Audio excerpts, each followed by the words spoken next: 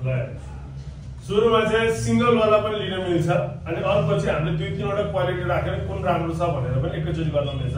त्यसले के भन्न खोजेको छ भने फ्रेश होल बिन कफी भनेको नेचुरल वाला कफी हैन, अनि त्यो एटलिस्ट 2 or 3 डिफरेन्ट बिन्स आज हामीले दुई तीनवटा पनि लिएर आएका छौँ। सो कुनको कस्तो आयो भने चाहिँ हामीले ग्राइन्ड पहिला धुलो बनाउनुस्, हट वाटर धुलो बनाउनु भयो, धुलो बनाएर कपमा राख्ने हैन। त्यो चाहिँ वेट चाहिँ एउटै हुनु पर्यो, कसैको 20 ग्राम कसैको 15 हैन, एउटै हुनु पर्यो। 15 ग्राम भने 15, 20 भने 20 हैन। ग्राइन्ड गर्नुभयो अनि त्यसपछि हट वाटर यता पानी तताउनु भयो हैन 93 डिग्रीमा हैन, अनि त्यसपछि स्केल राखेर जोखेर चाहिँ सबै चीजहरु चाहिँ गर्न पर्यो। अनि त्यसपछि टाइमर स्टप वाच पनि राख्नु पर्यो। बुझ्यो बुझेन कति सेकेन्डसम्म के गर्ने म अहिले भन्छु, कति सेकेन्डसम्म त्यो धुलो सुङ्ने, कति सेकेन्ड पछि कति मिनेट पछि पानी हाल्ने, पानी हालेर कति मिनेटसम्म सुङ्न मिल्छ, त्यसपछि बल्ल चाख्ने वाला टाइमिङ हुन्छ। 2 आइडेन्टिकल कप अर बोल फर 7 to 9 लिट्स भने त्यो हाम्रो नर्मल क्यापुचिनोहरु कप राखे पनि भयो है। स्पुनहरु चाहिन्छ अनि त्यसपछि स्पुनहरुले चाहिँ लास्टमा चाख्नको लागि, अनि हामीले जहिले पनि चाख्दाखेरि एउटै चम्चाले चाख्दैनौँ किनभने सबैलाई जुठो हुन्छ नि त। दुईटा चम्चा लिन्छौँ, एउटा चम्चा दाहिने चम्चाले चाहिँ यसरी निकाल्छौँ अनि देब्रे चम्चामा हाल्छौँ अनि बल्ल गरेर तान्छौँ। तान्दाखेरि जहिले पनि दुईटा दाँत छ नि दाँत यसरी टोक्ने अनि ठ्याक्क चम्चा हालेर राख्ने अनि ठ्याक्क जिब्रोमा पार्ने। त्यसले गर्दा के हुन्छ गिजामा पर्दैन, ओठमा पर्दैन, टेस्ट डाइरेक्ट जिब्रोमा जान्छ।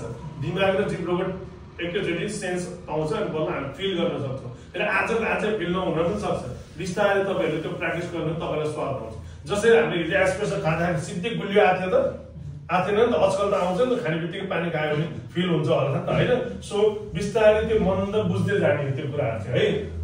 अनि testing note sheet or notebook paper पनि लिनु पर्यो कुनको कस्तो टेस्ट आछ भनेर लेख्नलाई। अनि prepare the coffee 8 to 25 gram of coffee per cup industrial standard अहिले हामीले 8 ग्राममै युज गर्छौँ, 8-9 ग्राम और रफली 1 table spoon per 100 to 20 ml हैन 120 ml पानी हाल्ने if you don't have scale हैन। अगर स्केल नभए पनि हामीले कप छ नि कपको भोलि हाल्दै पनि हुन्छ है। अनि त्यसको grind the coffee medium course खस्रो खस्रो चाहिन्छ है। स्मेल द ड्राई ग्राउन्ड्स सुङ्ने त्यसको अरोमाहरू लिने कस्तो आउँछ भनेर है। अर्को पनि त्यसको मेथड हेर्दा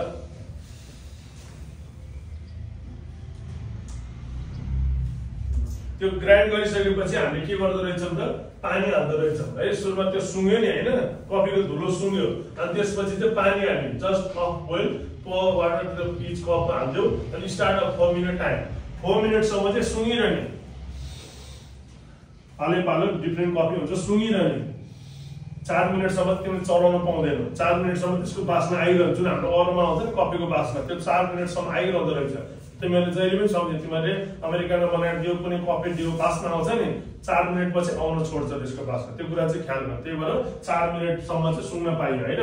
अक्रस र फ्लोटिङ ग्राउन्ड कफी माथिपट्टि छोक्राहरू हुन्छ, हामीले ग्राइन्डिङ त्यो खस्रो निकालिसकेपछि छोक्राहरू मजाले सुँग्यो हैन। अनि अर्को तरिका सुँग्न त्यो छोक्राहरू माथि आउँछ, चम्चा लिने, चम्चाले यसरी छोक्राहरू यसरी चम्लो पानी बनाउने, चम्लो पानी पनि सुँग्ने।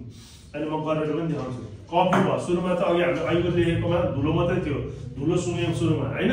अनि त्यसपछि चाहिँ हामीले के गर्ने त धुलो सुँगेर भ्याएको केही मिनटपछि पानी हालिदिने, कप भरि तातो पानी जुन 93 डिग्रीमा कुमारले भन्थे 93 डिग्रीमा त्यो पानी हाल्यो सुँग्ने हैन। अनि छोक्रा जस्तो खस्रोमा भुट्ने भने खस्रोमा राख्ने छोक्राहरू त माथि तैर्यो नि त। अनि 4 मिनटपछि ठ्याक्क छोक्रालाई चाहिँ 3 चोटि यसरी चलाइदिने हैन। अनि यसरी सुँग्ने, बुझेन सुँग्ने मजाले सुँग्ने, छोक्राहरूसँग सुँग्ने, यसको अरोमा आउँछ। अनि त्यसपछि अर्को स्टेप भनेको हेर त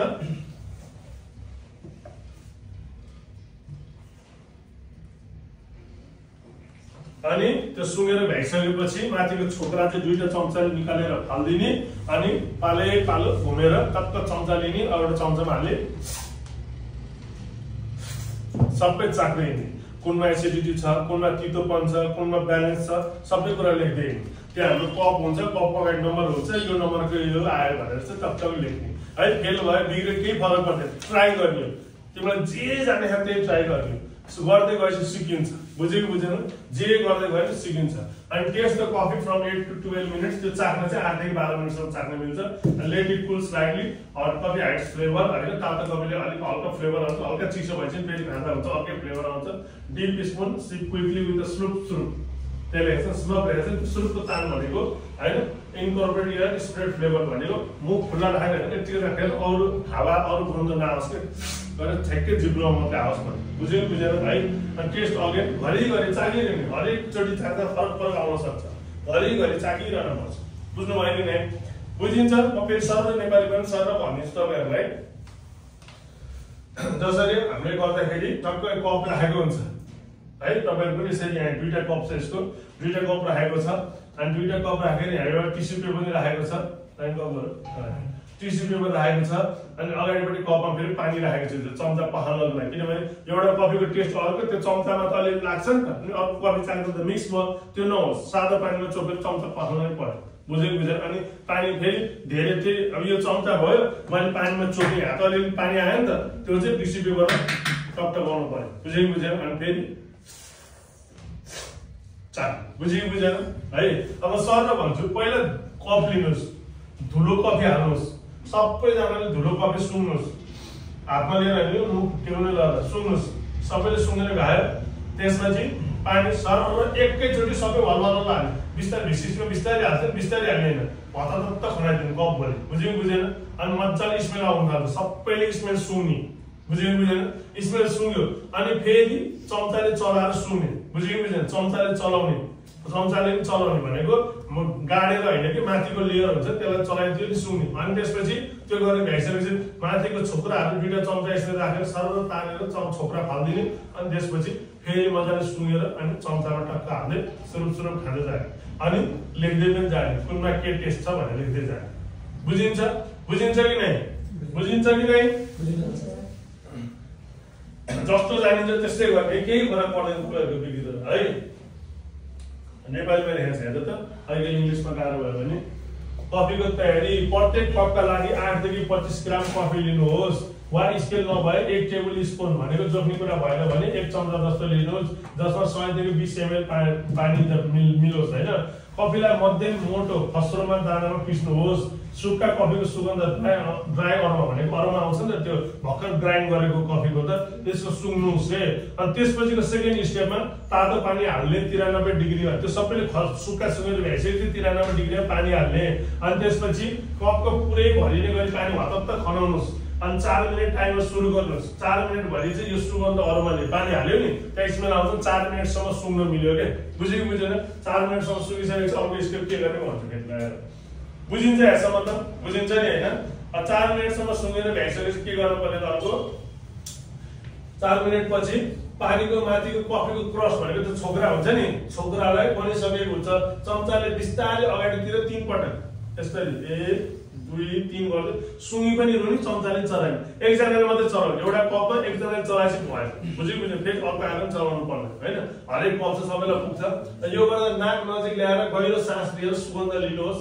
त्यसपछि 2 चम्चाको सहायताले माथिको तेरिएको कणहरू भनेको छोक्रा हुन्छ नि, खस्रो चम्चाले तानेर फालिदिनु, अनि सङ्लो पानी हुन्छ। अब सङ्लो पानी पनि सुँग्दा, सङ्लो पानी पनि सुँग्दा हुन्छ। अनि स्वाद परीक्षण सुरु गर्नु 8 देखि 12 मिनटपछि, त्यो हामीले पानी हालेको 8 देखि 12 मिनटपछि कफी अलिकति चिसिन दिनुहोस्, हल्का, किन तातो हुन्छ नि, हल्का सेलाइसकेपछि धेरै तातो कफीले स्वाद लुगाउँछ होइन। चम्चा डुबाएर कफीको छिटो छिटो स्लग भनेको ट्याक्क चम्चा लियो, 2टा चम्चा लिनु कारण चाहिँ जुठो नहोस् भनेर ठ्याक्क लिए, यहाँ हाले, ठ्याक्क 2टा दाँत डोडेर है। बुझिन्छ कि नै? अनि यसमा तिमीले के फ्लेभर पाउँछौ चाख्दाखेरि, अहिले सुँग्दा कुन फ्लेभर गन्ध आयो होइन, तातो पानी हालेपछि अर्को गन्ध आयो होला, चाख्दा कुन गन्ध आउँछ, त्यो कुराहरू चाहिँ लिनु पर्यो। बुझिन्छ? बुझिन्छ कि नै? अनि मुखमा भएको टेस्ट जुन फर्स्टमा सिप पानी खाने, त्यसलाई पानी हुन्छ, सानो पानी हुन्छ, पानी खाइरहने।